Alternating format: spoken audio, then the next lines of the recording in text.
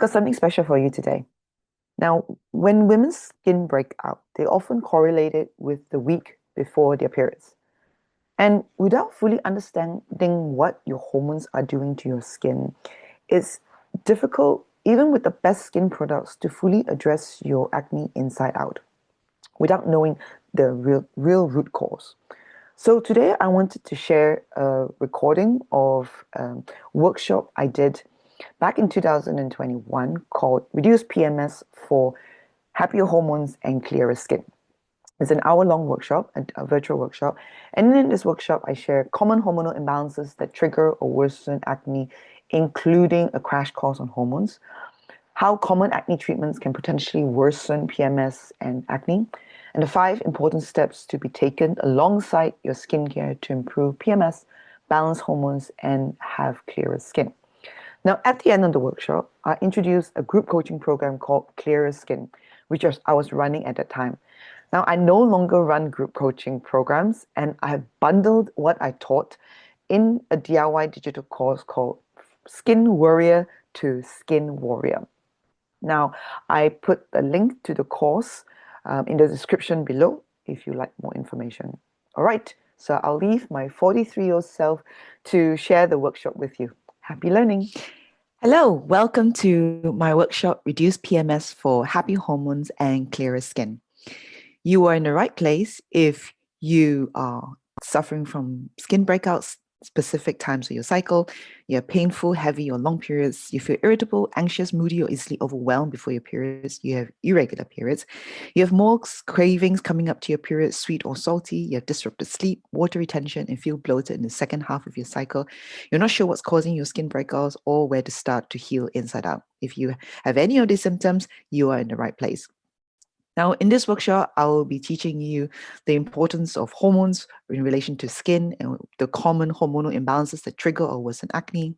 We look at common acne treatments that can worsen symptoms of PMS and acne, especially after stopping it. And I also want to cover the 5 important areas to be taken alongside your skincare routine to improve your PMS, balance hormones, and have clearer skin. Now, if you're new to my world, my name is Dr. Terry Long, and I'm a doctor for the last 14 years. First started out as a surgeon before specializing in skin aesthetic and hormones due to my own personal health story, and which I will share later. And I'm an author of the Hormonal Acne Solution, Clearing Hormonal Acne Without Medication, and that is antibiotics, birth control pill, or Roaccutane. And I currently see patients in clinic or as well as virtually. So I want to make sure that we're all on the same page. The skin is a complex organ. Conventional alternative medicines don't have all the answers, but we do our best, finding the best of Western and Eastern philosophies. But what we do know is our skin is a reflection of what's going on inside of us and gives us clues to our health. So in essence, our skin is actually talking to us. Now, when you purchase this workshop and as you're going through the materials, I want to ask you, why now? Why is it important to clear your skin?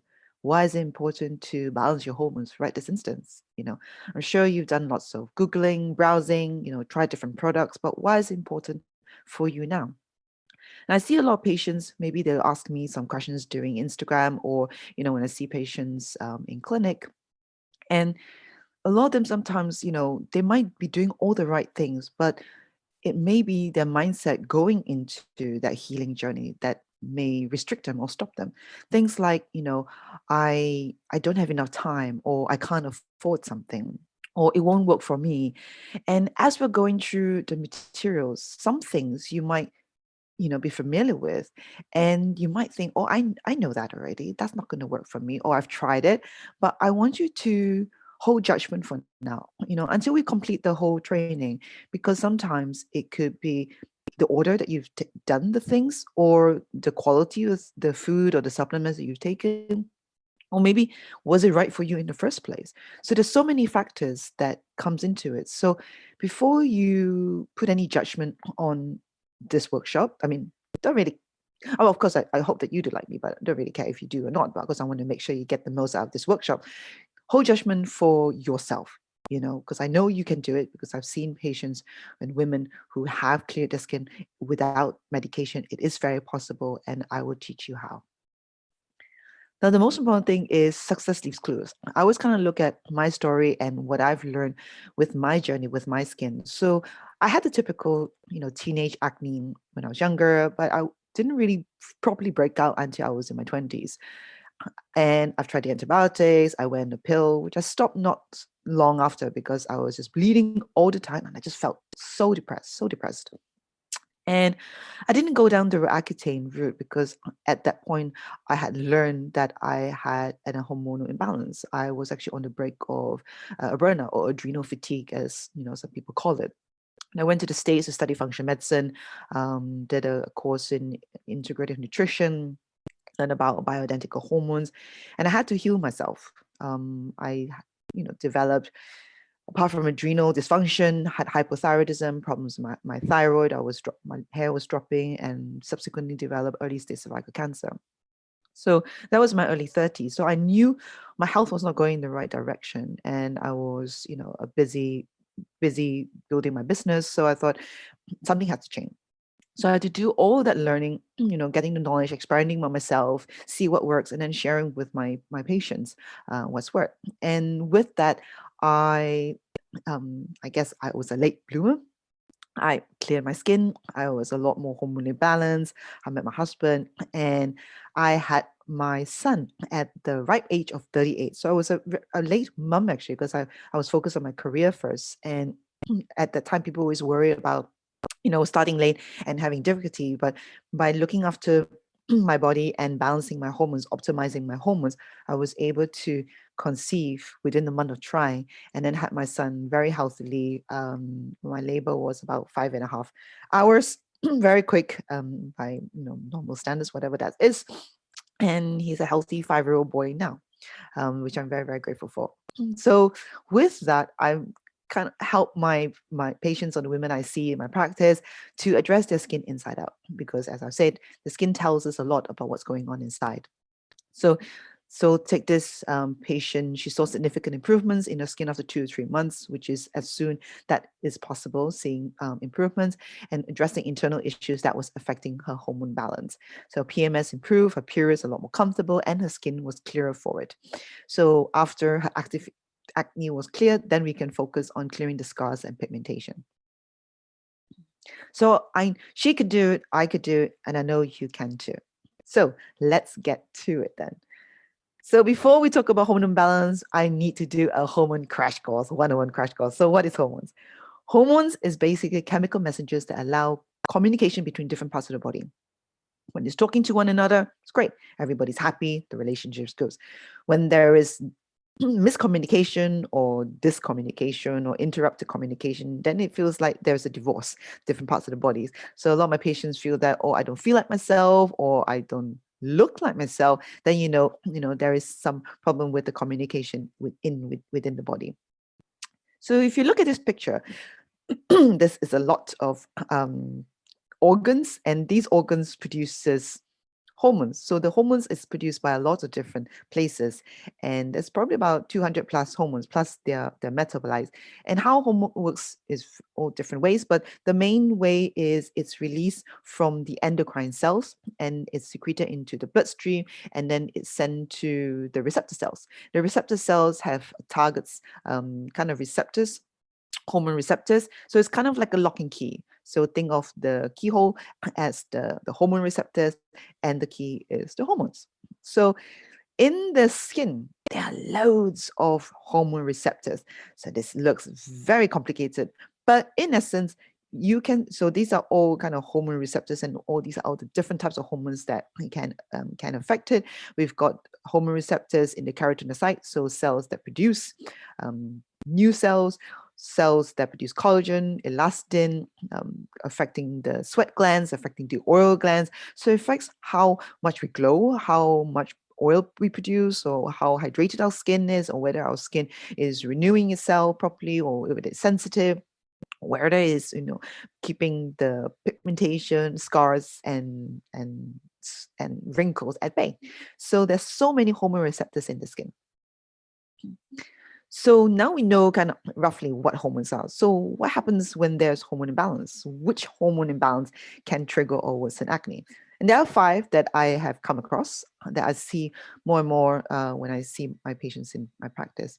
So the first one is called high cortisol. Cortisol is our stress hormone. We do need it because it helps to wake us up. It helps to mobilize blood sugars when we are motivated to finish a deadline, or we are frantically trying to rush from taking our kids from school to their activities. So busy working mom. Or if you're stressed for whatever reason, either family, sickness, or especially common current worldly events, that's definitely put an underlying stress on us as well. Now, in small amounts, like a fire, it's warming, it's helpful, it's protective. We do need it. However, when it's too much fire, think of a forest fire. It can go out of control. It can cause problems with our gut issues, our digestion, reducing our immunity, affects our repair, skin repair, and sleep, increases blood sugar levels, and also our cravings as well, which then leads to acne or worsen acne. And insulin, high insulin is a problem. Insulin is an important hormone that regulates our blood sugar. When you increase high insulin, it actually increases our blood sugar levels, increases androgen, which is testosterone, increasing our skin oil production and oiliness of our scalp, or maybe losing of our hair as well. It causes proliferation of skin cells, so think uneven texture or rough texture, skin tags, causing inflammation, and also increased risk of PCOS. And you have low progesterone. So progesterone is what I call the skin calming hormone. Is so important, and it only comes on ovulation. It only comes on, it peaks in the second half of our cycle if you're menstruating. When we have low progesterone, it affects our sleep, increase PMS, we easily feel overwhelmed, and increase our cravings as well, especially for sweet stuff. So think about progesterone, skin calming hormone. It calms our moods and calms our mind. And on the flip side, we get high estrogen. Estrogen is what I call diva hormone. We need it because it gives us hips, boobs, it makes us feel like a woman. Feminine is very important to keep us thinking sharp, brain alert, clarity, concentrated. But when it's too high, think about it, too much diva. What happens when you have too much diva? You get bloated, you get flushing, get very irritable, get very angry very easily, increase inflammation, bloated, weight gain, increased PMS symptoms, and also inflammation. And then lastly, one that's commonly we know is high testosterone and androgen. This increases the oil production, excess hair on the face, and also risk of PCOS. So now we know the 5 hormone imbalance. Now, common acne treatments can actually worsen these, or can potentially worsen this, and then can trigger and worsen acne. So I see a lot of patients, maybe they've been on the pill and they want to get off it, but then they've tried it before and they've always broke out. So they go back on it and they get terrified of stopping the pill because they're worried of breaking out again. So I help to prepare their bodies and their hormones at least 3 months beforehand, and then when they stop their pill, it actually prevents or reduce the risk of or minimize their breakouts. So it's important to be aware of what these common acne treatments can do, because they all have a place. They all have a place to. They all have a role to play in the skin healing journey. And if you do need it, there is a place and time. But want you to make sure that you educate yourself and what is the potential side effects and long-term complications, so that you can arm yourself to prepare your body for when you come off it, or when you're ready to come off it. So the first one that we know, it's almost quite often I see, when a woman sees a doctor for acne, they are almost immediately put on antibiotics. Probably antibiotics, it alters the gut and skin microbes and the immunity as well, increases risk of yeast infection, antibiotic resistance, and affects gut detoxification, which is so important for detoxing toxins, detoxing excess hormones, think excess or high estrogen. So antibiotics, I had a patient who was on antibiotic for 3 years. That's crazy. 3 years. We eventually did stop it, but we had to really rebuild her gut because antibiotics completely wiped out the gut microbe. So use antibiotics when you need it, when there is actual infection. But for skin, there's no infection. You can use kind of natural antimicrobials, which you can find in foods and herbs as well. The next one is birth control pills. So when a woman, maybe the antibiotics didn't work, the skin is still bad, then they say, okay, let's get you on a birth control pill. And this is especially if you get heavy periods or irregular periods or probably no periods. And the birth control pill actually doesn't really treat acne. It's kind of masks the problem that caused acne in the first place. So it also causes nutrient deficiency, gut dysbiosis, which basically means imbalance of the good and bad bacteria, increases inflammation, leaky gut syndrome. It can result in a syndrome called post-birth control pill syndrome. And that involves a few different factors, which include androgen rebound. So when you take the pill, it basically suppresses the communication between the brain and the ovaries. So it tells the ovaries, like, don't produce any more estrogen, progesterone, or testosterone. Close shop, close shop. So instead of your hormones fluctuating nicely or erratically in the cycle, it's flatline. And so there is very low testosterone. So testosterone, gives the moods, gives the lift. So that's why when I mentioned I felt very depressed with testosterone. So that is really from the birth control pill. Now, when you suppress for a long time, and when you do stop it, doesn't always happen, but for some patient, you get an androgen rebound. So the ovaries then produces testosterone in retaliation. It's like, oh my God, I'm free to escape or to come out of the ovaries. But then they don't know how to self-regulate. So then you get a very high testosterone in when you stop the pill. You get estrogen dominance. Estrogen dominance, what it means is just basically excess estrogen, and this is either from absorption, from chemicals, or you ingest it from synthetic like the pill, or you have problem detoxing it. So, problems in liver, you can't detox the excess estrogen. And then delay in ovulation. As I mentioned before, ovulation is important because progesterone is produced in ovulation, and we do want ovulation. Whether you're thinking of whether you're thinking of it having a baby or not, you do want to ovulate because it's healthy for you, because of the skin calming effect, the mood calming effect, and also the mind calming effect as well.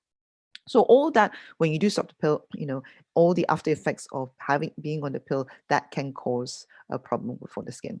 And lastly, the Roaccutane. This is, of course, have to be prescribed by a dermatologist. Is only the worst case scenario. And sometimes, unfortunately, I do see patients put on it when they don't have severe acne. Now, I understand the severity is very subjective. One person may have mild acne in terms of visually, counting how many spots they have, but they may affect their life, very, very badly. So they may want to go on Roaccutane, but this is an important discussion to have your dermatologist.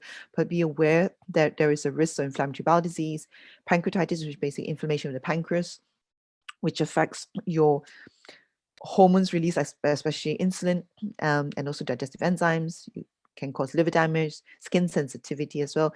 It helps to reduce the excess oil in your skin and shrink the pores, but it doesn't help to balance the hormones. So now that we know what hormones are, the 5 common hormonal imbalances that can trigger or worsen acne, how common acne treatments can worsen all that, especially when you stop it, let's look at what we can do.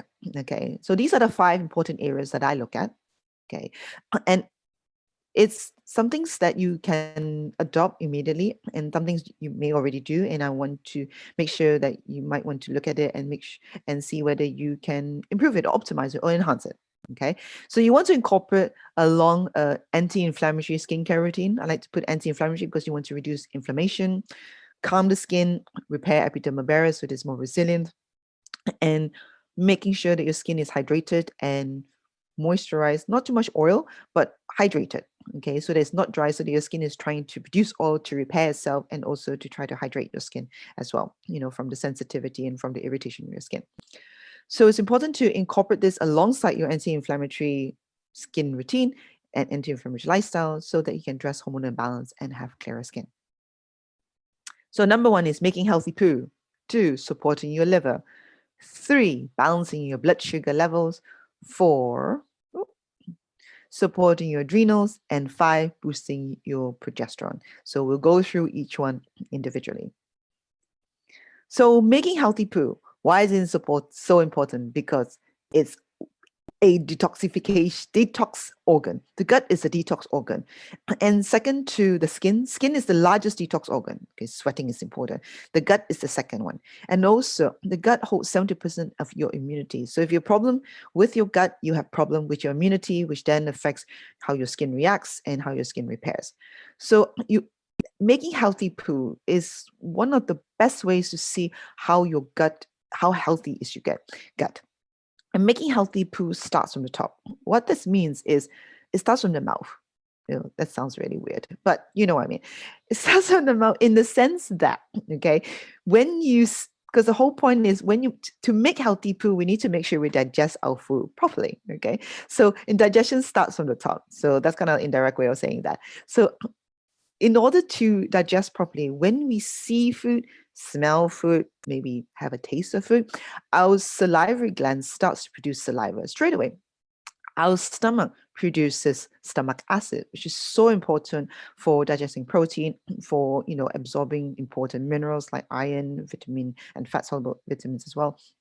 And so when it's produced, then when you're chewing your food to improve the digestion, and then slowly goes into your stomach actually does its job, and then it goes into the small intestine where the bile is secreted. The bile is important to digest fat. The pancreas release the digestive enzyme, munch, make it smaller, and it goes into the small intestine.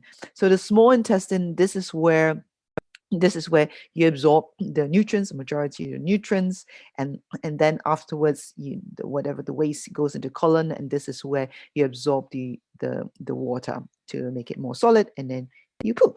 Okay, so this is where how to make healthy poo starts from the top, from here all the way down to the bottom. Now, if you Google Bristol stool chart, you will see different variations of this, but this is basically a very useful chart that shows, created by Bristol University, that shows how healthy, or is in a way try to categorize your poo and shows how healthy it is. And it's an easy way to describe to a practitioner or someone that you are working with. And if you haven't looked at your poo yet, after this, the next time you do a poo, I want you to look back and actually, look at what your poo looks like. Don't think it's, oh, it's disgusting. Oh, I don't want to look at it. Oh, it's smelly. But see it as, okay, what is my poo trying to tell me? Did I eat something right? So your poo sometimes is different depending on what you eat. So some foods, you may not agree in, and then you might get some more inflammation in terms of more liquidy, more softer, it's more mushy. And if you find that you are not drinking enough water, your body is going to try to absorb as much water from your food, so you're going to get more constipation. And this is what the ideal that you want: more sausage shape or smooth like a snake. So check that out for in terms of how healthy your poo is. So how to make healthy poo? So 5 tips to do. First one, slow down when you're eating. I don't want you to be working when you're eating. Okay, given as you're watching this workshop, you might be eating, but make sure you're aware of your chewing. Are you putting your mouth 1 or 2 chews and then swallow it? Don't eat on the go, because you want to slow down, because as you're slowing down to eat, it activates your parasympathetic nervous system. And this is opposite from the sympathetic fight and flight, go system. The parasympathetic nervous system is the rest, digest, repair nervous system, and you need to digest your food. So slow down. Okay. If you want to listen to classical music, piano music, that's good as well, because that helps to calm you down as well. The next one is drinking more water. As I take a sip of my water, okay. So it helps to lubricate the digestive system, which is important, along with healthy fats and fiber as well. But the caveat is don't drink less during your meal. So you can drink it maybe like half an hour beforehand. Don't drink just before only, and don't drink just after, and just drink, if you do want to drink sips, just more like sips of water during your meals. The reason why is so that you don't dilute your digestive enzymes. As I mentioned, digestive enzyme is so important to help digest your food, break it down to smaller pieces so that when it goes into your gut, it isn't your body absorbs nutrients efficiently, and it doesn't see it as as foreign, that your liver has to work extra and try to kind of sterilize it, or try it, and then you get a food sensitivity, intolerance, and immunity goes crazy. Okay, so by drinking less water, it doesn't dilute the enzymes, so that actually helps. Now, if you're making poo after you have your coffee in the morning, that's not really healthy poo. Okay, because you need the coffee to go to poo, because caffeine is a laxative. So you want to try and see whether whether you can go to have a poo if you don't drink coffee. And if you do need coffee, try to work towards coming off coffee, or try to make sure that you go to poo before you have coffee, so that it's not dependent on caffeine. Hope that makes sense. So that is add more bulk, as I said, fiber, so you've got water, healthy fats for kind of ease, smoothing down the slide, adding more bulk or fiber, increasing soluble, insoluble fiber by adding more vegetables and fruits. Now, if you want to take fruits, ideally you want to do it before you eat. Now, in Ayurvedic, which is an ancient practice, they talk about kind of food combination, and ideally you don't eat fruits mixed with other fruits because it slows down the digestion. You can eat it like half an hour, or depending on the fruit, kind of like maybe or 15 minutes before you have your main meal, because it also does contain digestive enzymes, so it helps digestion better, but you want to make sure you eat it before. Okay, definitely don't eat it afterwards, because, or at least immediately afterwards, because if you do, once you eat your food, it sits in your stomach to digest, and then your fruits stay on top of it, so it gets fermented and you can get a lot of bloating. So again, with this, when you're eating different foods or trying different practices, different eating style, see what your body likes. How do you feel? Do your stomach feels good? Does your skin react? Do you feel tired? And then you will know as well. Okay. If you want to eat fruit after, maybe give about half an hour, give some time for the stomach to do its magic a little bit longer before you add fruit in it. The fourth one is moving, helping to stimulate peristalsis, which is basically movement and contraction of the gut, and encouraging defecation. And last one is doing squat position. Now in Asia, this is quite easy because we have those in those public toilets, you squat in it. I don't know if you've ever been to Asia, and you squat in it, so you don't actually sit on it, and so you squat in it. So with the knees higher than your waist, it actually positions the colon and the rectum, and the sigmoid colon and the rectum in a nice position, so it comes out really easy, making it almost like a straight line to make it easy. So if you have trouble, you can get a squatty potty, or maybe just put like stools on either side of your legs and lift it up, so that you can have the squatting position. Here are some extra support. You can add digestive enzyme or digestive bitters, taking it before you eat, because it helps to support your digestion.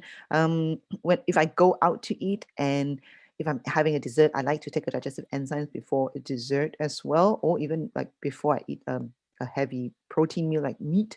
Then it helps the digestion much more efficiently. Then you can have magnesium glycinate, take it at nighttime to help with sleep, but it also helps to release constipation if you do suffer from constipation as well. Bitter foods are really great, like arugula, bitter melon, Brussels sprouts, dill, kale, dandelion greens. Prebiotics are food for your bacteria, and you can find in onions, garlic, chicory, or asparagus. And probiotic actually has good bacteria, so you're kind of like supporting and adding it into your system as well. Now, again, when you're adding new foods into your system or trying new food plans or new food styles, read your body, add one thing at a time. Read your body. If you don't feel good yet, maybe there's something that you need to work on, because if you have gut dysbiosis, sometimes the probiotic might not be, your stomach might not be able to tolerate it just yet until later, once you've done a little bit more repair. So be mindful and just learn to read your gut, in essence. Learn to listen to your gut. Listen to your body. That's it. Listen to your body and listen to your gut. The second one is supporting your liver to reduce toxic burden. So as I mentioned, detoxification of your gut is so important, but detoxing your liver is also important, because the liver is the primary area that the primary filtration organ that basically filters all the garbage out in your body, helps it detoxifies the blood that's broken, produces and excretes bile to help carry waste away, and also digestion of fats, excretes hormones, drugs, and toxins, stores vitamins, minerals, and energy in the form of glycogen, and also activates enzymes. So lots of functions for the liver. So if we look at the hormone detoxification pathway, which is important because it's important, we need to make sure we are producing it well, producing it enough, producing at the right levels, not too high, not too low, and we are able to detox it, metabolize it, get it out of our system once we use it. Because if it builds up or if it recirculates, then we can get problems. So there are 3 phases in the hormone detoxification pathways. Okay, so we got phase 1 is if you think about putting the rubbish into separate bins. Phase 2 is tying up the rubbish so it doesn't smell or contaminate. And phase 1 and phase 2 is in the liver. In essence, phase 1 is the liver is converting it into intermediate toxins, breaking it up, but these intermediates are toxic. So phase 2 kind of bundles it up and make it water soluble to go to the kidney or to the gut. And then the final phase 3 is taking the rubbish away. Okay, and so secreted into the bowel, into the gut. The bowel is secreted and then it's taken off to poo. Okay, so that's why it's important, when you're doing a liver detoxification protocol, you want to make sure you poo well, because if you don't, you're going to get bung up. Okay, so if you think about the rubbish truck is not going away, and this is all just going to pile up. So that's why when you're doing detox protocols, you want to make sure the drain is draining, if you like. Okay. So how to support your liver to reduce toxic burden? This is so important. I know I'm not going to be very popular after this. So you want to reduce or stop alcohol. This is so important because alcohol kills liver cells. It takes priority over hormone detoxification. So if you have a problem with hormone imbalance, if you have PMS, you need to stop your alcohol. Doesn't mean you can't enjoy it later on. Once you balance everything, but while you're in the healing process, you want to reduce or stop alcohol. The next one, improves digestion. Okay, so your liver doesn't have to do extra work to do and can focus on the detoxification. As I mentioned before, with the poo, start from the top all the way down, chewing, masticating, making sure you have enough stomach acids, digestive enzymes, so that's breaking tiny pieces so that your small intestines can absorb it quickly or easily, and you don't trigger an immune response, and then your liver has to do more work trying to kind of mop up the damage.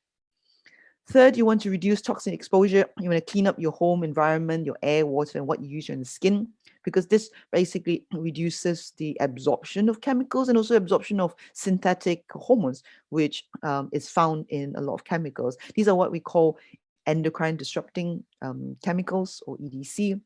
And you can Google it, endocrine disrupting chemicals, and you get a list of specific ingredients if you want to look at what you have in your products.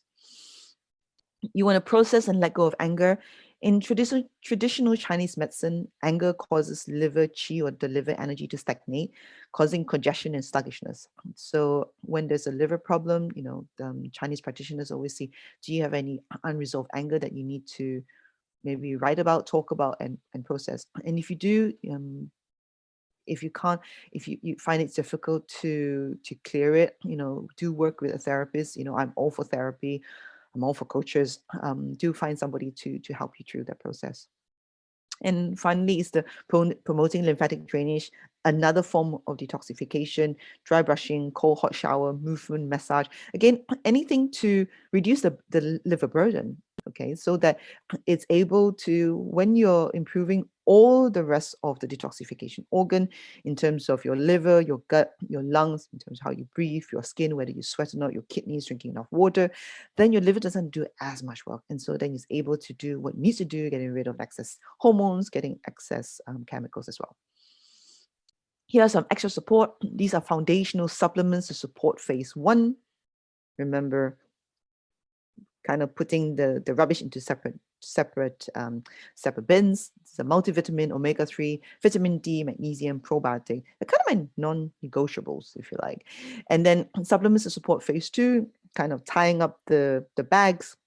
These are all in the liver, like NAC or N-acetylcysteine, or a liver support herbal blend. Now, with the supplements supporting phase 2, you probably might heard of DIM.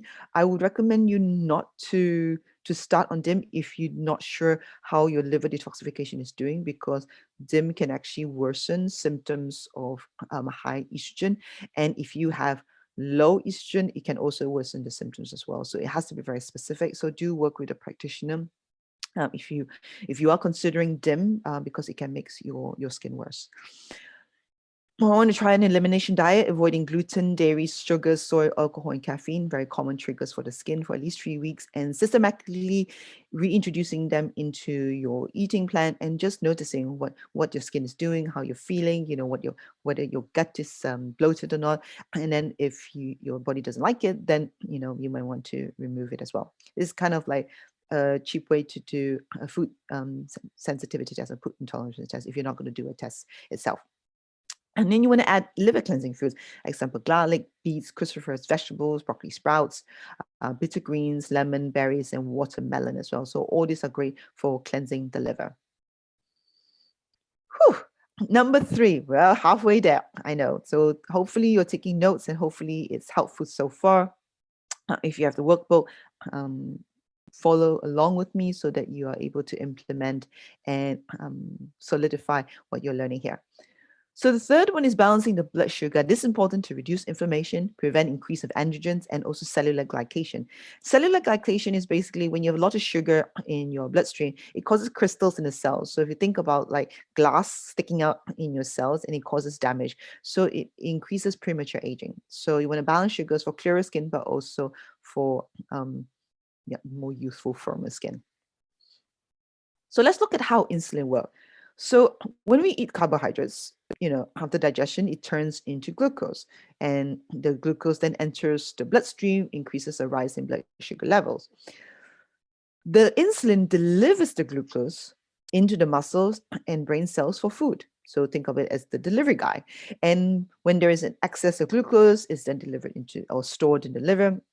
It's glycogen, and when there's more excess, it's then stored in the fat. So insulin is actually a fat storing, fat building. So think of it as a building, energetic for energy, but also a fat building hormone. Now, problem arises if there is insulin resistance. Okay, so insulin resistance means either the cells is not responding to the delivery guy, so the doorbell is not working, okay? And so it's not opening the door to accept the glucose into the cells, so there is no energy. So even you eat it, you eat, even you eat, you feel that you're tired because there is insulin resistance. So the glucose is not entering the cells where it needs to generate energy. Or there's just too much, and the cell says, no more, no more, no more, no more. I'm going to block all food, no more food. So the pizza delivery guy company is going to send out more delivery guys, it's going to produce more insulin. More insulin is going to pump out to move the food, as you say, into the cells, because they're thinking that there is a problem. So then you get high insulin. And what happens when you got high insulin? It increases the skin oil production and excess facial oil by actually increasing androgens as well, okay? Because there is a good correlation with insulin and high testosterone. It increases fat and weight gain. As I mentioned, it's a fat building hormone. When there's too much insulin, too much glucose, then it stores excess glucose into fat cells, and increases the risk of PCOS. So we are now seeing more PCOS is more of a metabolic problem that is diagnosed with high insulin, or one of it is high insulin, which then causes high testosterone, which then causes the problems with the menstrual cycle and the period. So, they kind of like had it all around, because it originally thought it was a gynecological problem, the PCOS, but it's more and more seeing that PCOS may be a metabolic problem with high insulin. So how can we balance sugars and increase insulin sensitive? So important, have breakfast. Now, having breakfast, it basically avoids hypoglycemic, means a dipping of your glucose and a rise in cortisol. So our cortisol, which is the stress hormone, it naturally rises in the morning to wake us up, but we don't want it persistently high. So if you don't eat in the morning, the body's going to think that, oh my goodness, I am starving. There's no food. We need to mobilize. We need to, make sure that we have enough food. So by having breakfast, it helps to kind of balance the sugars so that you're not grabbing any sweet stuff later on in the middle of the day. You want to add more protein and fat because it keeps you fuller for longer and also trains your cells to use the amino acid and fatty acid for energy. So insulin becomes more sensitive. So think about using, let's say you're ordering, oh my goodness, ordering from, so the pizza guy's the glucose, maybe you're ordering Chinese or ordering Indian. And then, after a while, you say, oh, I'm craving pizza. So then I'm using really unhealthy foods. I apologize, but you know what I mean. It makes it easier. So then the cells think, oh, I want some pizza now. So then it becomes more sensitive to the glucose. The 3-hour rule, getting enough sleep. So sleep is so important, okay? But I always, I teach my patients to do the 3-hour rule. So don't eat 3 hours before you sleep, because then this will help you digest better. And then when you're sleeping, the energy is used to repair your skin, repair your body, detoxify, rather than actually digesting your food. So it's energy well spent. Because you think about it, have you ever eaten a really heavy meal and you go to bed, you have very disrupted sleep, and then you wake up with dark circles in your eyes and you just feel really bloated and really crummy, really. You might consider doing a 12-hour fast. 12-hour fast basically is from the last dinner meal, and then you sleep overnight, and then you have your breakfast again. So let's say 6 or 7 o'clock, and then you fast in the morning as well. If you eat enough protein, fats, and nighttime, as I mentioned, and fiber is important. I say bulk, going, digestion, moving the poo. It will help you stay fuller for longer. It's a slow release of glucose so that you don't suddenly wake up in the middle of the night feeling hungry. And then in the morning, you naturally have a hungry state so that you can ready to eat breakfast. Because when you are not feeling hungry in the morning, it's actually a sign that you may have hormone imbalance as well. Because when you're not hungry, you're running on stress hormones, because cortisol suppresses your hunger as well. So during a 12-hour fast, it helps your body use up the glucose and then ready for insulin again to move things around. Okay. I wouldn't recommend going beyond 12 hours. I know there's 16 hours intermittent fast, or long. When you're in the healing phase, just keep to the 12 hours if you can. If you're finding it difficult, work with nutritionists or work with practitioners so that we can look at your meal plans, looking at what you're eating, breakfast, lunch, and dinner, and so that we can balance your sugars a lot better. And don't skip meals. And skipping meals is just a disaster for your sugar levels. You might one or two might be okay, but after a while, your sugar levels don't know what to do, and then your insulin say, "What am I supposed to do? I'm not sure." So having regular meals with plenty of vegetables, protein, and fat helps to balance the sugar levels. So here are some extra support. Cinnamon is great to improve insulin sensitivity. Chromium, so I add it into my drinks, in your smoothies, anything you eat, really. Every day it's good to add some cinnamon. Chromium picolinate is also good, up to 1,000 micrograms a day, and alpha lipoic acid 200 to 400 milligrams a day as well. Again, whenever I recommend supplements, if I'm not working with you one-to-one, I do recommend you speak with your practitioner if you have any underlying medical conditions or on other medication, just to make sure there's no interactions with any new supplements you're taking. The fourth area that we need to focus on is supporting your adrenals. So you balance your cortisol, the stress hormone, prevent wear and tear, and boost your parasympathetic nervous system. Remember, rest, digest, repair. So how to support and nourish your adrenals? The adrenals are basically small walnut-sized organs in the top of your kidney, and it produces adrenaline, cortisol, increases DHEA, testosterone, also produces aldosterone, a potent hormone for water and salt regulation.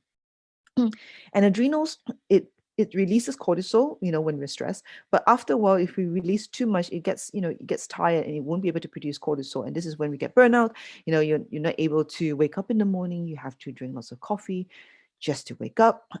So we want to make sure that you're taking care of your adrenals. So first thing, we're talking about coffee. Reduce or stop caffeine, because this increases cortisol. So if you're sensitive to it, try to stop or reduce it. I'm going to have a drink of my water. So as I mentioned, a little bit of cortisol is great, but we don't want it persistently high. Okay, and we want to eat breakfast. So caffeine, number one, it increases your cortisol. Okay, so more, it suppresses your hunger. Okay, and it also affects your bowels. Yes, you go to poo, but it's not an unhealthy poo because it's a laxative. So you don't want to depend on caffeine for it. Meditate. Whew. Meditate. Whatever your views on meditation is, even 5 minutes of meditation. There's so many apps out there can help focus on your breathing, because what that does is it activates your vagus nerve, which is important for your parasympathetic nervous system.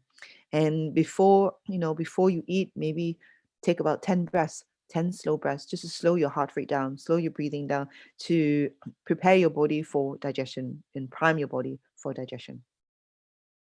Grounding or spending time in nature, walking barefoot on earth, water, or grass helps to calm the nervous system. Is a great way to support and nourish your adrenals. Get a good night's sleep. You repair and detox overnight. So this is so important. I always say, if women sleep, have good quality and quantity of sleep, 50% of your hormone problems will be resolved. No problems with that. And avoid over exercising. Oh my goodness. Yes, I understand. I was one of them. I used to spend 3 hours in the gym, then after that, or run for 1.5 hours or swim.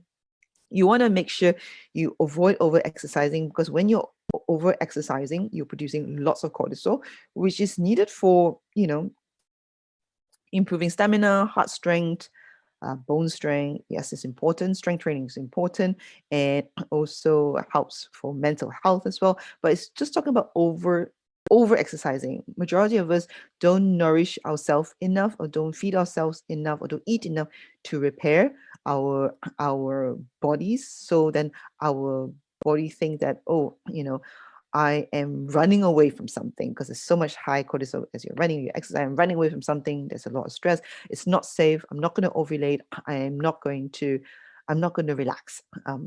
So then your skin may have trouble with that.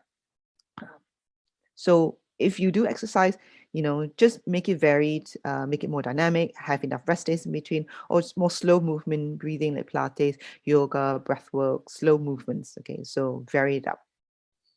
So extra supports, you can take like adaptogens like rhodiola, ashwagandha, ginseng, but be mindful, are the adaptogens stimulating or calming? Okay, do you need more energy, or do you need more calming? Okay, if you're wired but tired, you might need more calming. But if you're really tired and you need coffee to wake up all the time, then you need something more stimulating. If you're not sure, work with a practitioner who will be able to guide you on that. And final area, which is my favorite hormone, progesterone. Okay, so progesterone, it says, like the calming best friend, your skin calming hormone, your mood, mind, sleep, everything calm, calm, calm, like Zen almost. Okay, so helps your sleep, it calms the skin, your moods, and reduces the effects of androgens as well. So important. It also helps to balance estrogen. Remember I mentioned, high estrogen, we have too much diva, too much estrogen. Progesterone is the calming best friend. Okay, we need progesterone to calm our skin. So if your progesterone is optimum, is balanced, you won't get PMS, and boop, you realize that, oh, I had a period and I didn't realize it. I didn't have my PMS, or I didn't break out the week before. How nice does that feel? It's possible. I know it's possible. Now let's look at production of progesterone. Okay, progesterone only occurs on ovulation, and ovulation needs the brain to talk to the ovary to release the egg, and you need enough energy and nutrients to produce the progesterone. So it's not just making sure you ovulate, making sure the communication talks to each other, and also enough energy and nutrients. That's why all about the over exercising and making sure you have enough energy and nutrients. So this is a menstrual cycle, okay? So day 1 to day 28 is a typical menstrual cycle.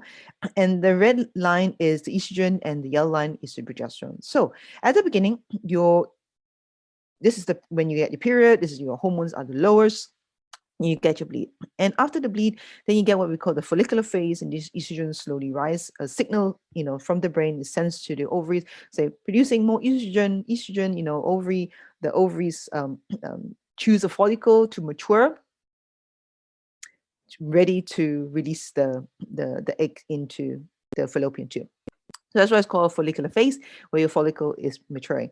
So once it peaks, then another hormone, another chemical is released on the brain called luteinizing hormones that release the kraken, and then the ovary release the eggs, and the whatever the eggs goes down to the fallopian tube ready for fertilization, and then whatever is left behind the follicle resorbs and become a corpus luteum.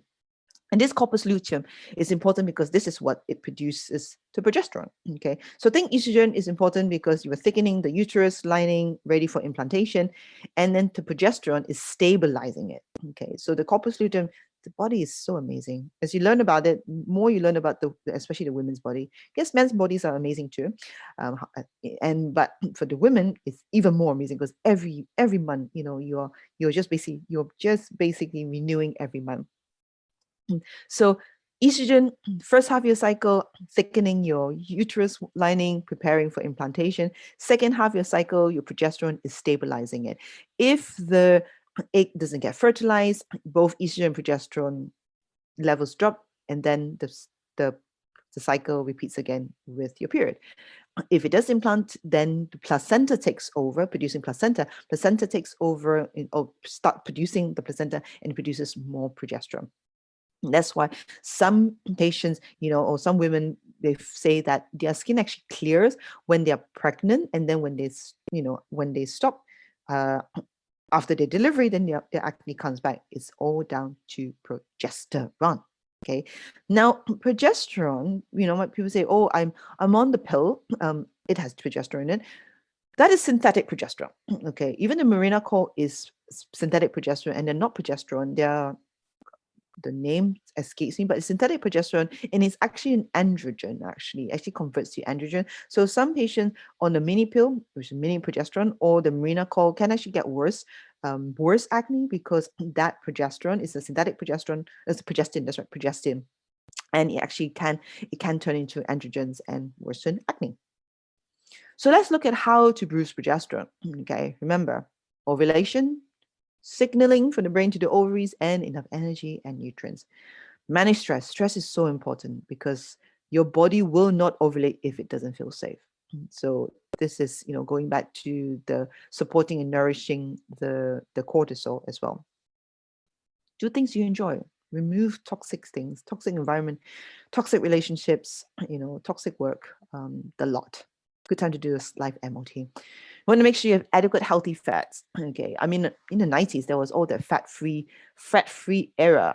Okay, but it was just high in sugar, which then causes more metabolic problems because, they have all these fat-free foods, and then people were still getting fatter because it was actually the sugar that was making it fat, not the fat that was making it fat. So you want to eat healthy fats because hormones are made from cholesterol, so we do need fats to make healthy hormones. Make sure you take lots of antioxidants because it helps to reduce inflammation and free radicals. So making sure that our body, again, is not under too much toxic burden, so that our body feels safe and we can produce, we can ovulate, and then we can produce progesterone. Okay, so think about, can I take a herb to boost progesterone, which is a common thing that I get asked. Not just focus on can I get a herb, because you want to optimize. It's not as simple as that. You want to optimize your ovulation, you want to optimize the signaling, and also optimize energy and nutrients as well. So if you're working on the 5 areas, the making sure your detox, your gut health is good, your digestion, you're pooing well, your liver detoxification and the toxic burden is reduced, you're balancing your sugar levels, you're improving your insulin sensitivity, you're supporting you're nourishing your adrenals, all that will slowly build up and will support progesterone production. Okay, so it's not just one, but you want to build it up. This is how functional approach works, because we're going to work upstream. We're not just targeting on the symptom, which is, acne or irregular periods or painful periods, not on the symptom, but work upstream. What's causing it in the first place? It's going to work, working upstream and work down the side. So if you work on the top, all your efforts will be trickling down and you get benefits as well. Adding vitamins, especially vitamin B6, magnesium, zinc, and vitamin C, is so important because all those are necessary for progesterone production. And the worst thing, as I mentioned, the pill, it depletes these nutrients. So after the pill, that's why people can get more acne or worsen acne, is because they're not ovulating, because they, the sick, in a way, the body has to retrain the signaling from the brain to the ovaries, and you're depleted of these nutrients. So if you make sure that you're replacing these nutrients, then you have the best fighting chance to getting your ovulation back, getting your periods back, and clearing your skin after stopping your birth control pill. And reducing inflammation, huge topic. So inflammation is when your body is, it's a response, it's trying to heal itself. So you want to improve digestion, support detoxification, optimize the gut health, all things that we talked about, because by reducing inflammation, our body then feel safe, and ready to ovulate as well, and ready to have a baby. The body is smart, okay? It's trying to protect your eggs. So here's some extra support: magnesium, vitamin C, vitamin D, zinc, Vitex actis catus, and CoQ10 as well. Okay, so all those are important to support the mineral nutrient deficiency, and also because with stress, that eats up a lot of nutrients. Environmental toxins eats up a lot of nutrients, and the pill eats up a lot of nutrients. And if you take antibiotics, then affects our gut dysbiosis, and then it affects our absorption of food as well. So you might eat a lot of healthy foods, but the question is, are you absorbing it? It's not just what you eat, but also how you absorb it, which is important as well. So in summary, we learn about hormones and why they are so important for skin. We look at 5 hormonal imbalances that trigger or worsen acne. Look at how common acne treatment can worsen acne, especially after stopping it. Look at 5 key areas to focus on to reduce PMS, balance hormones, and have clearer skin. I mean, as you're working, with the workbook to solidify your learnings and just know where you can take action straight away, focus on these 5 areas. You can't go wrong. Focus on reducing inflammation in your food, your life, and your skincare. Okay, we don't talk much about skincare, but use that as well, and that's important. Now, we've covered quite a lot during this workshop, but you may have some more questions and to fit into the puzzle, to solve the puzzle. It's questions like, can we heal the skin just with food? Or how do we know if we have gut issues, and how do we improve gut health? Or maybe, you need to test for hormones, and how do we go about doing that? And what are we actually looking for? How do we avoid or treat burnout? And is acne inevitable in perimenopause when we change our hormones? And how do we prevent breakouts after stopping the pill? I appreciate there's a lot more questions. And with the time limit that we have, we covered loads of important foundations, which if you follow them, you can't go wrong. But if you have more questions, I invite you to check out my program that I created for this purpose. It's called the Clear Skin Inside Out program, and it's to help you take back control of your skin and hormones without medication. It's really aimed for women who are tired of struggling with acne and hormone imbalances, and it's a live group coaching program where you will go on a deep dive to balance your hormones and clear your skin inside out. And in this program, I combine research tools from the West and also wisdom from the East to help you clear your skin, not just for short-term relief, but also long-term benefit and longer-lasting results. If you're interested in finding out more, just visit the website www.clearerskinprogram.com, where you have more information. So I just want to take this opportunity to thank you again for joining me in this workshop. Do connect with me on social media, or also send me an email if you have any questions, or if you want to give me feedback or tag me. And I look forward to seeing your progress. To your best self, this is Dr. Terry signing out. Bye.